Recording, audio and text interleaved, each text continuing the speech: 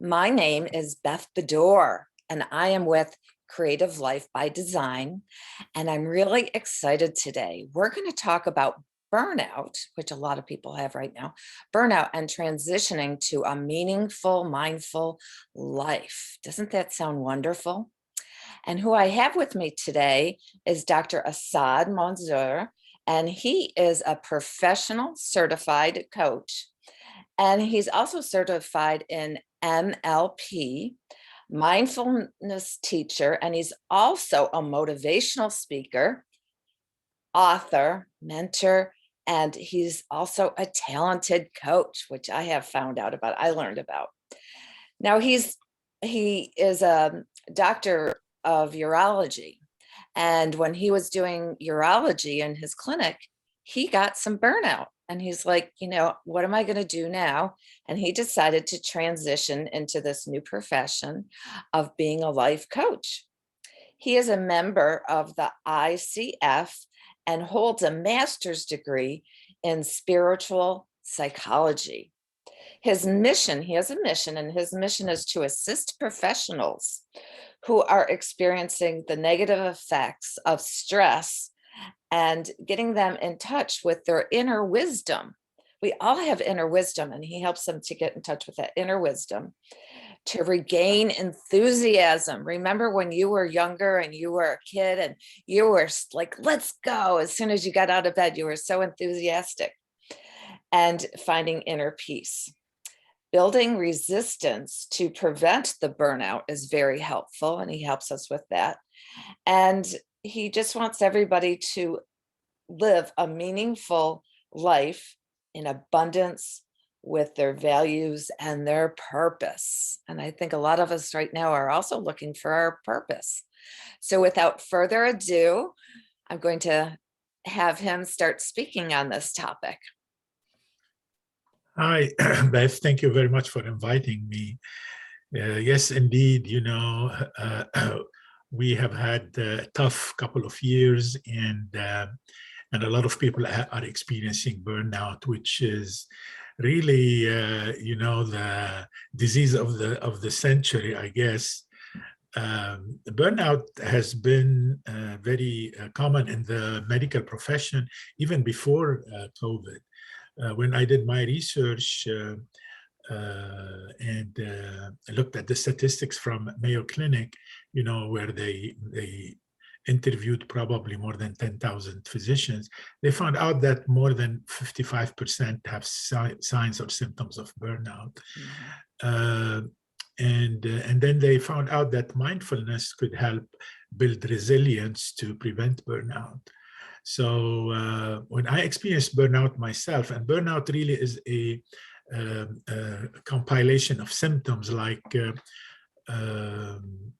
physical and emotional exhaustion, loss of enthusiasm, cynicism,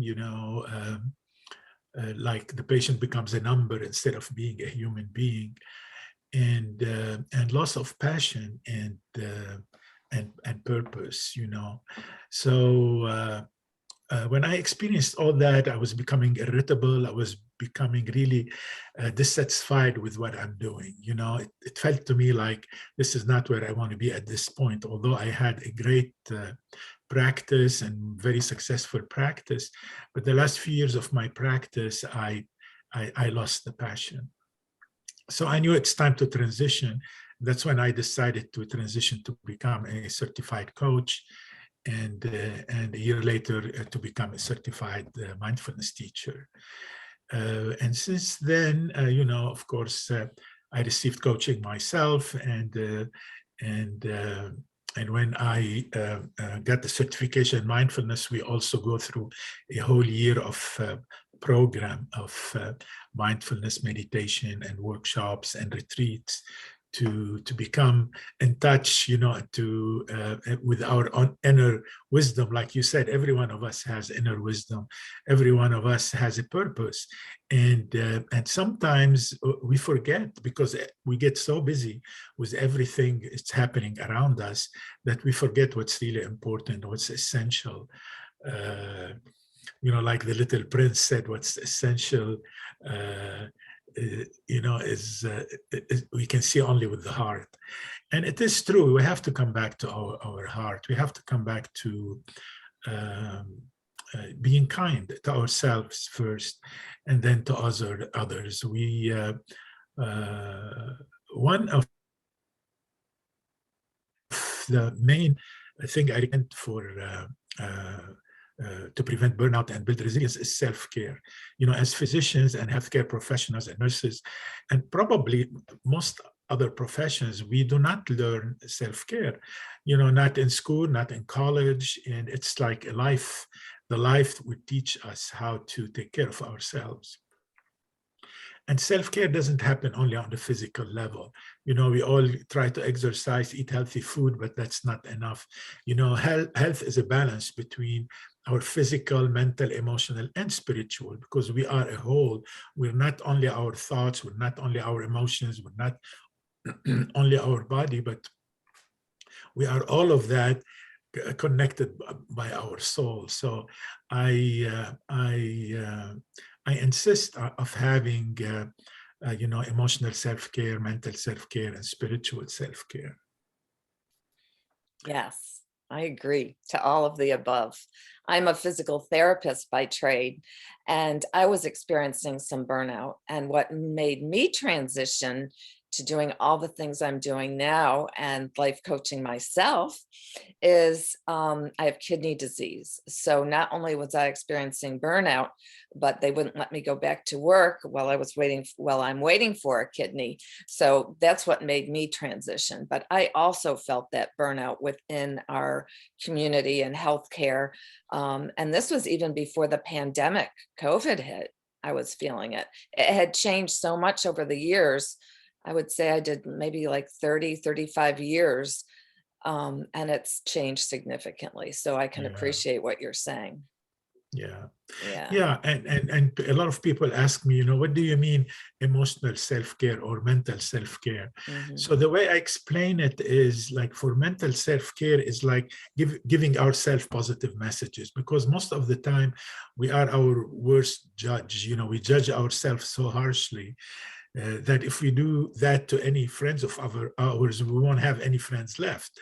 So we are perfectionists, and that's a one of the reason people experience burnout. People who want to do to do their best. It doesn't mean that doing their best is not good. It is good, but reaching perfection is impossible.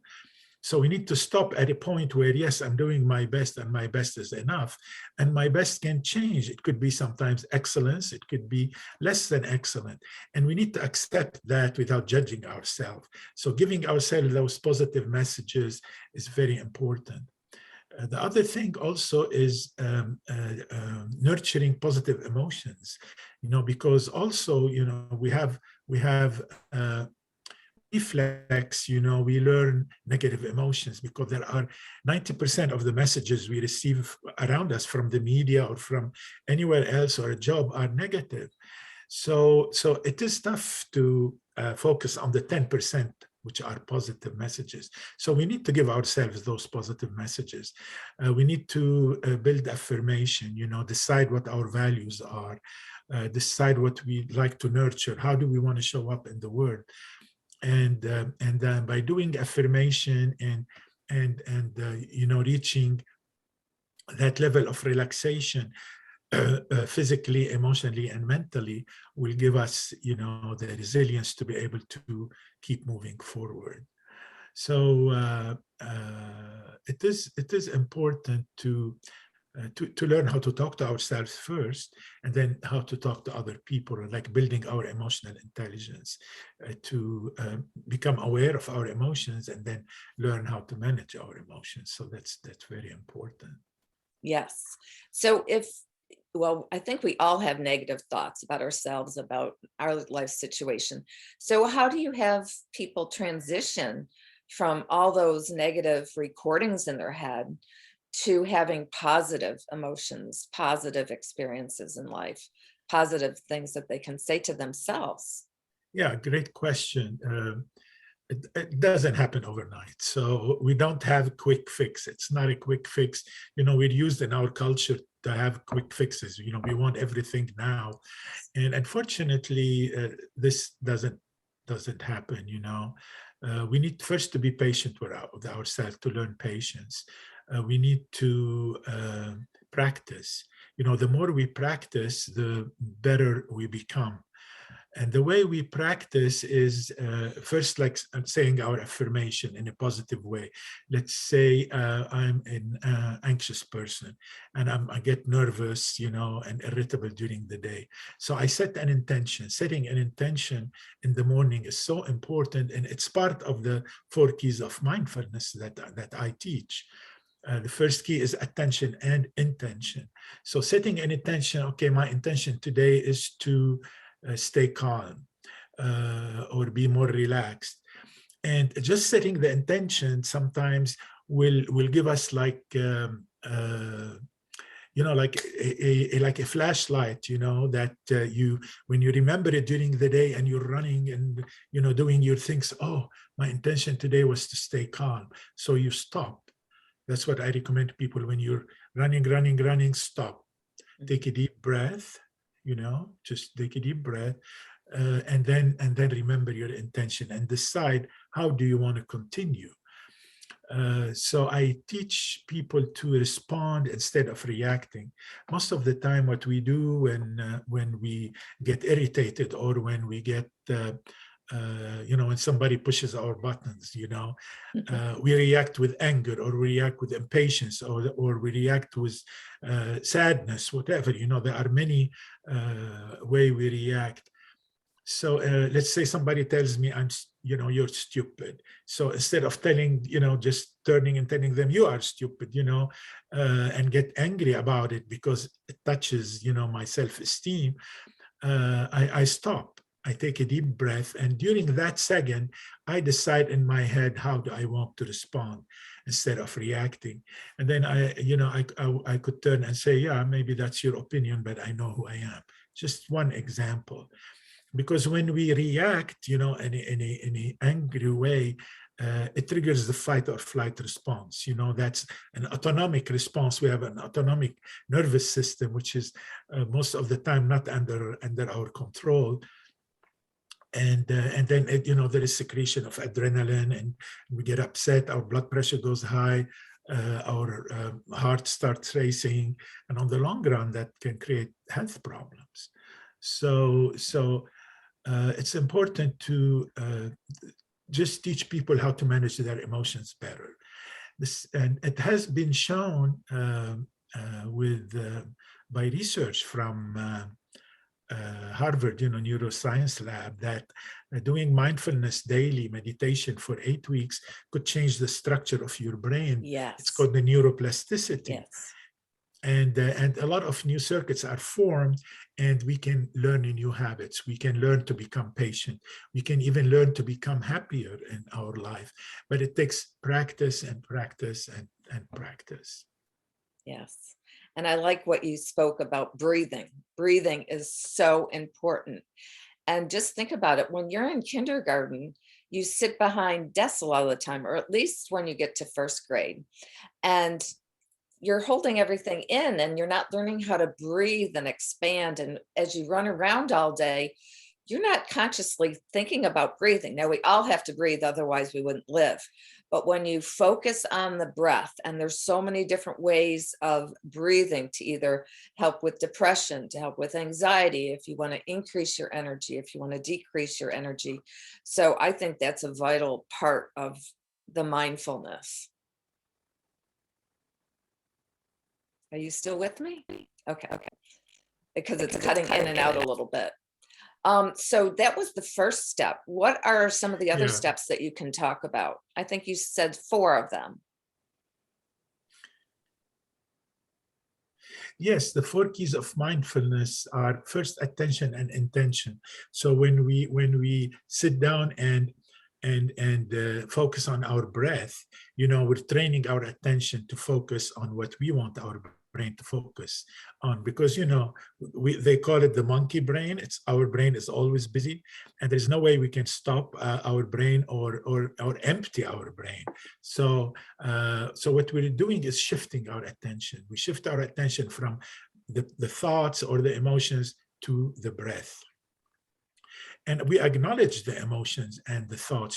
We don't ignore them, we acknowledge them, and then we decide, how do I want to spend my energy? So I focus my energy on my intention, on the breath, during the meditation. Mm-hmm. That's how we train our brain. Setting intentions in the morning is very important, like we said. Mm-hmm. The second key of mindfulness is called wisdom. And wisdom is first learning from our mistakes. Oh, yes. The definition of insanity is doing the same thing over and over again, Mm-hmm. expecting different results. So wisdom is looking at life like taking a perspective, taking an altitude. Like when you get upset, take an altitude, take a balloon ride, and look at yourself from up, and then you can see yourself, how you're reacting, how you're getting upset, etc. And you tell to yourself, is that worth it? Getting all that upset? Why am I so upset about? So when you take that altitude, automatically you calm down, because you're looking at things from a different perspective. Your attitude change, and you keep your inner peace on the inside. And that's the purpose of mindfulness, is to keep our inner balance and inner peace. And the analogy I use is like the depth of the ocean. It's always still, although there are a lot of waves raging at the surface.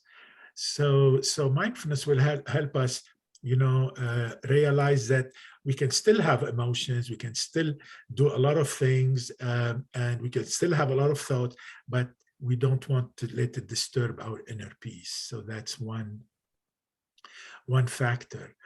The other factor is to look at life and the things in our life, to realize that nothing is permanent.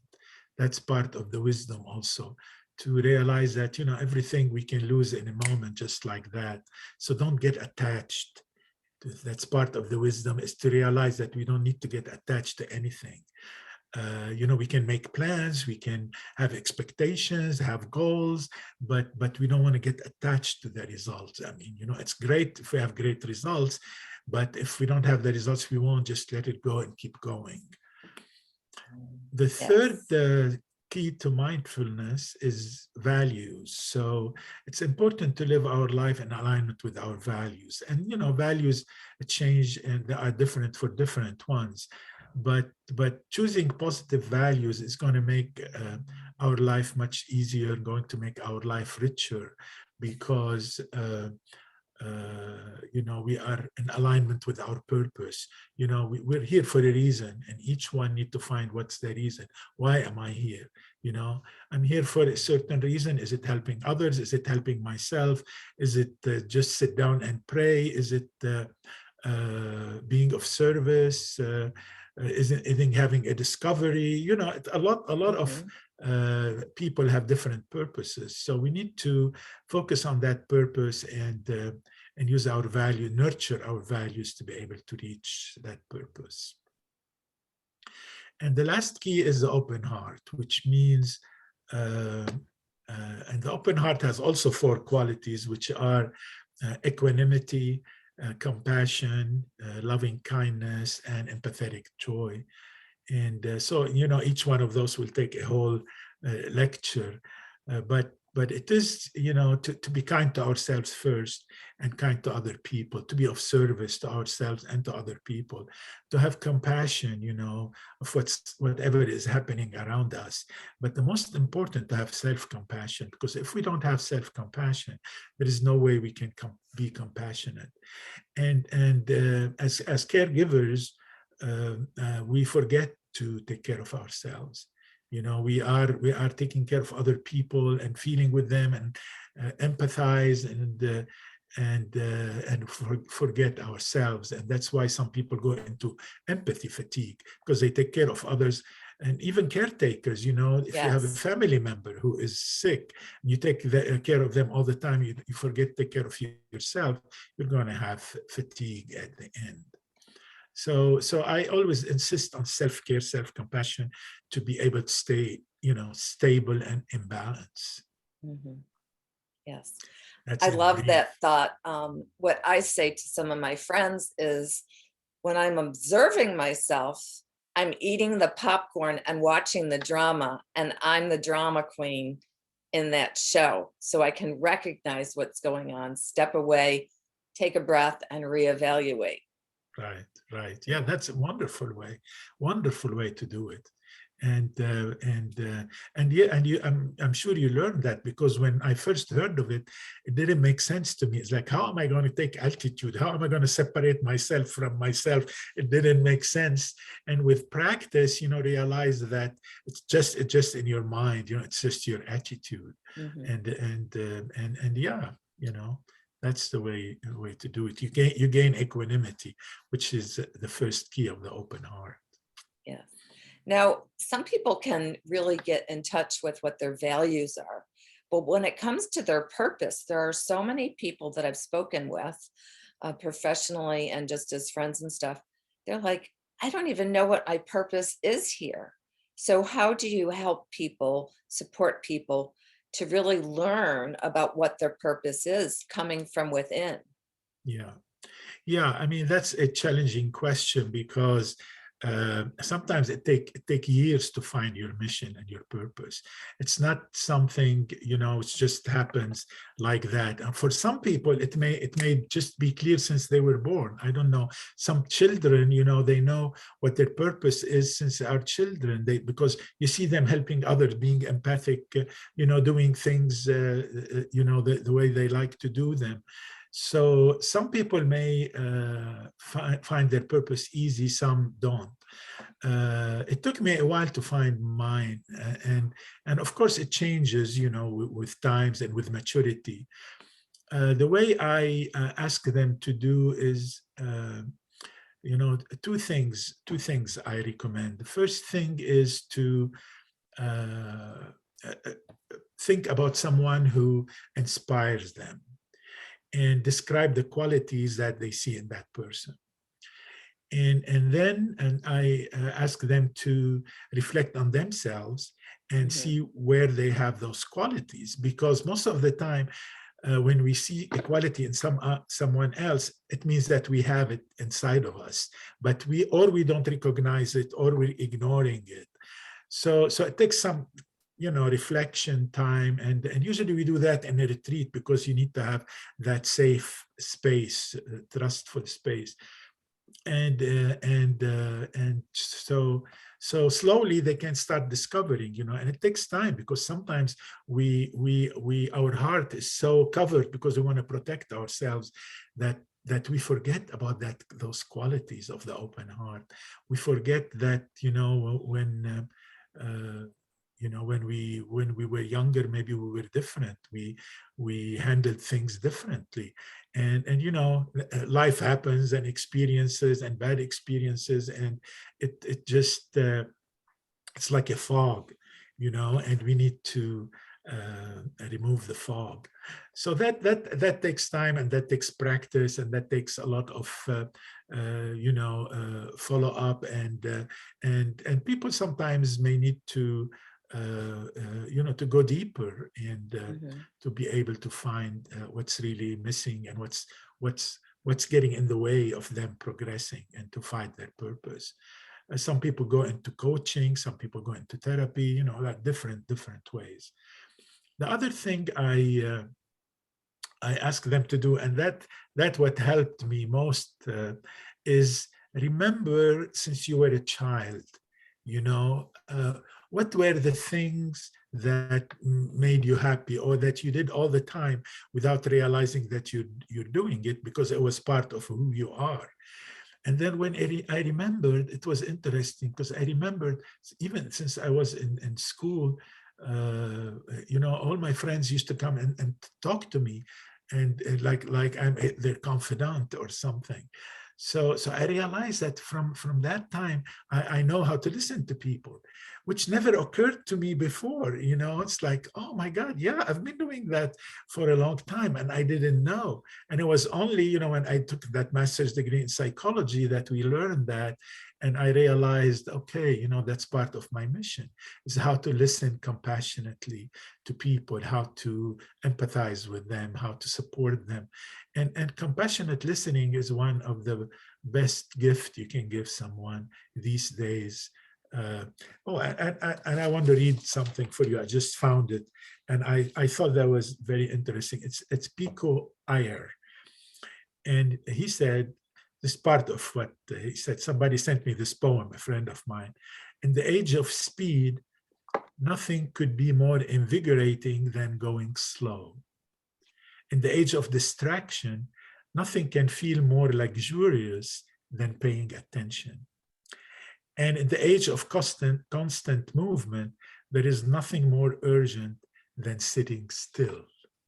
And I love that, Very because nice. sometimes we want to be doing all the time. We Mhm. forget to be. Yes. So mindfulness meditation will help us with being, being still, Yes. reflecting on who we really are, what we want to do with our life. And sometimes could be just very simple. Our mission and purpose don't have to be complicated. No, not at all.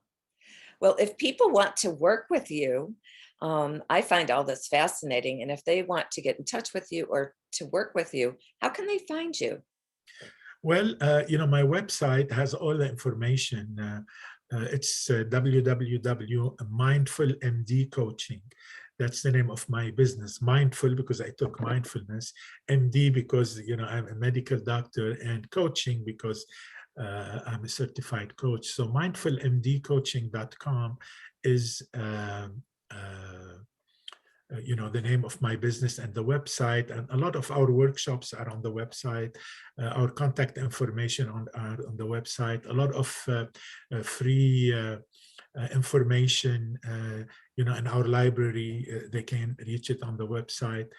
And also my email is docmunzer, DOC Munzer, MOUNZER, at mindfulmdcoaching.com. So they can send me an email, and we can direct them.